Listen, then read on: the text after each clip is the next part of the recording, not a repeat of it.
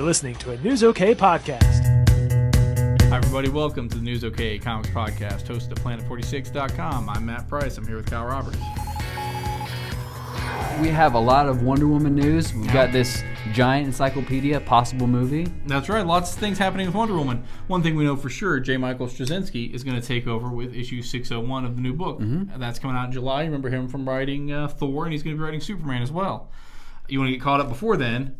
We have the giant Essential Wonder Woman Encyclopedia, 400-plus pages of reference by John Wells and Phil Jimenez.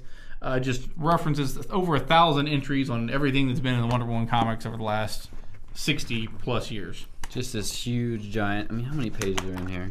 A lot. Yeah. Over 500 pages.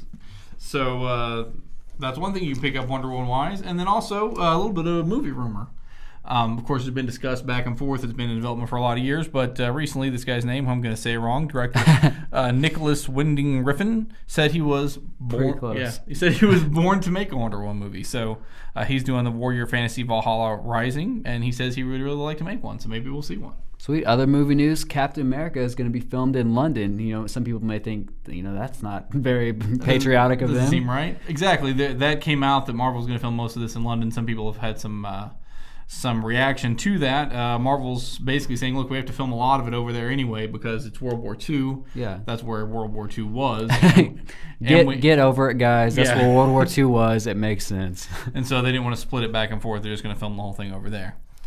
And then next season, they announced today, will be the final season of Smallville, the 10th season of young Clark Kent on his way to becoming Superman. Season 10 will wrap up that series, according to the upfront presentation by the CW today. So Allison Mack, who plays Chloe, will return in some episodes, but will not be a series regular. She's going to kind of wrap up her involvement. And of course, season 10, we'll see. Will he put on the suit? Will he fly into the air? Will we... Maybe we'll just move him right into the Superman movie after that. There you go. So that's what's happening as far as Smallville. All right, let's get into the review file. All right, very good. Start with X-Men Second Coming, number 8, X-Men Legacy. Number 236 of X-Men Legacy, part 8 of Second Coming. This is by Greg Land and Mike Carey, I believe. What did you think of this one? It was pretty good. It took a turn on the story. This is the continuing story from Second Coming, where Hope was created, this first mutant born in this time, and everyone thinks that she's kind of the key to what's going on here, and basically this story just takes a whole new turn with this big giant red blob that we don't really know exactly is kind of all over San Francisco, I believe, and that hurts tourism. Yeah, and then people come from the future and all kinds of crazy stuff. So this has been a high action series so far, and it just kind of takes off in this one as well. All right, continuing high action, War of the Supermen, part 3. I kind of enjoy this as a weekly series. I know some people don't like weekly series, but I think everything has been happening in such a compact way. This is the 100-minute war.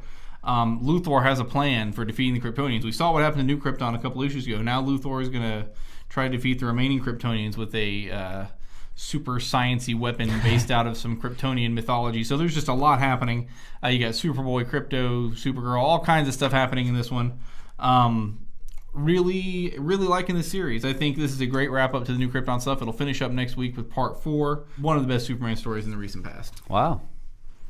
I also started with DC Legacies, the Golden Age heroes like Dr. Fate and the Spectre kind of featured in this one. This kind of takes a man-on-the-street perspective to these 30s heroes as some young boys that are kind of involved in some shady doings kind of find out about some of the mystery men of that era.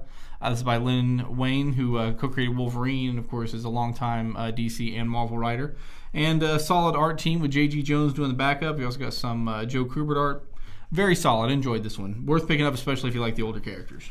Sweet. And then we got Avengers relaunch in the Heroic Age, Avengers number 1.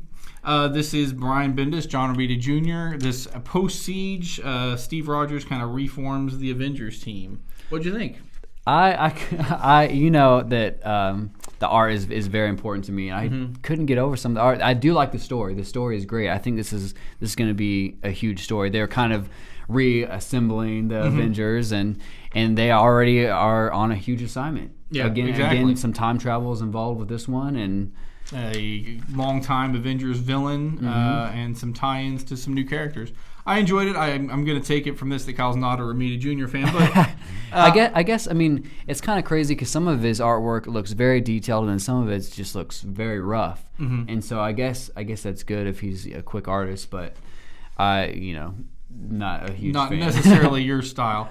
In some ways, it reminded me of the Busek Perez relaunch in '98, although I preferred the Busek Perez relaunch to this, although this was, I think, a strong way to get back in the game. I'm going to say my pick is going to, again, be War of the Superman because I just can't slow down on this 100-minute roller coaster that we're on the Superman War of the Superman, so I'm going to pick that again. Sweet. I loved, actually, both Marvels we talked about this week, but I'm going to go with Rogue Age. Avengers #1. All right, very good. So we'll be back next week with more comic book and movie news. For Kyle Roberts, I'm Matt Price. Thanks for watching.